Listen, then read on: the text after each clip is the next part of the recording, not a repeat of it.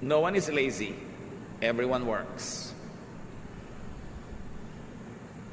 Ang lakas magpalungkot ng mga kasama sa pamilya ang katamaran ng isang miyembro. Lazy members burden the family. Kasi yung dapat buhat nila, pinapabuhat nila sa iba. Yung dapat bayaran nila, pinapabayaran sa iba. Yung dapat gagawin nila, pinapagawa sa iba. You will cause unhappiness. Lazy members cause stress and resentment. Lazy members also destroy harmony and happiness. And very often, lazy members of the family self-destruct. Kalbaryo ang may anak na batugan, mas kalbaryo ang magkapag-asawa ng batugan. Mga babae, kahit ang ganda-ganda ng dibdib niya na may bicep, pag tamad, burahin niyo sa listahan niyo. Ilang araw lang kayo magagandahan sa korte niya, mamaya inis na ang mararamdaman niyo buong buhay, pagbatugan, pagtamad. Kaya mga nanay, huwag niyong konsentihin ang mga tamad niyong anak. Kasi ite-turn over niyo sila sa mga papangasawa, walang kakwenta-kwentang tao, kawawa yung mga papangasawa. Yung mga tamad na ayaw magtrabaho pero gusto maganda yung cellphone. Mga walang ginagawa kundi magparami ng damit, hindi naman marunong maglaba. Kain ng kain, hindi naman marunong magligpit ng plato o magluto. Sa family lahat natitrain yan. At madalas, hindi lagi pero madalas, behind a very tamad na anak ay isang konsentidorang nanay.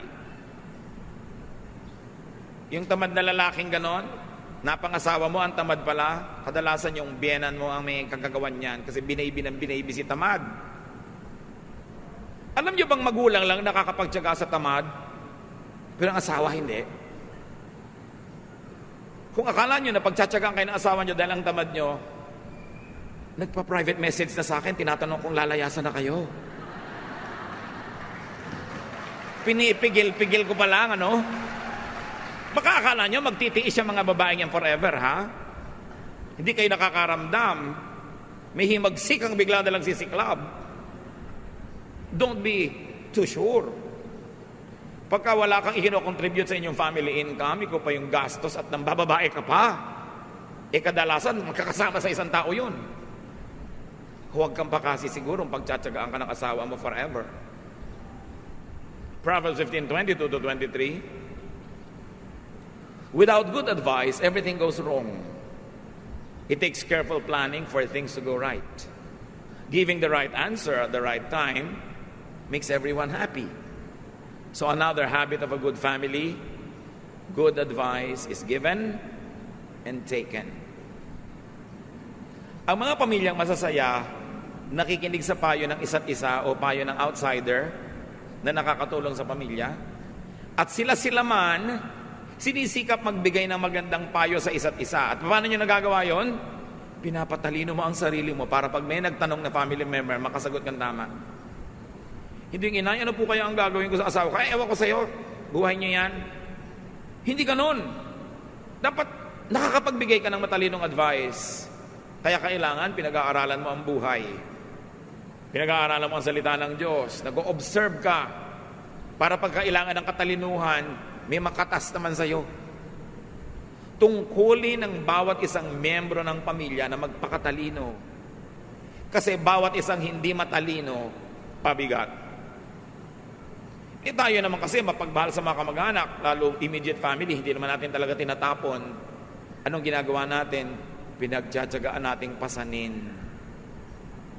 Hirap na hirap ka, pero pinagtsatsagaan mo, ito ba ang gusto nating ibigay sa kapwa natin sa pamilya na mahirapan dahil sa atin? Dapat nahihirapan lang sa atin dahil sobra ka pang bata o sobra ka ng matanda kaya hindi mo na maalagaan ang sarili mo. Pero pag nasa gitna ka nun at malusog ka naman, hindi ka dapat problema, hindi ka dapat pasanin. Kasama ka sa lumulutas ng suliranin, hindi ikaw ang suliranin. This is what godliness is all about. So in happy families, that's what happens. Good advice is given and taken. And their diligent search for wise advice produces happiness. Pagka nalulutang sa mga suliranin, lumiliwanag ang madilim, tumutuwid ang liko, ang kasunod nun, kasiyahan, kapahingahan,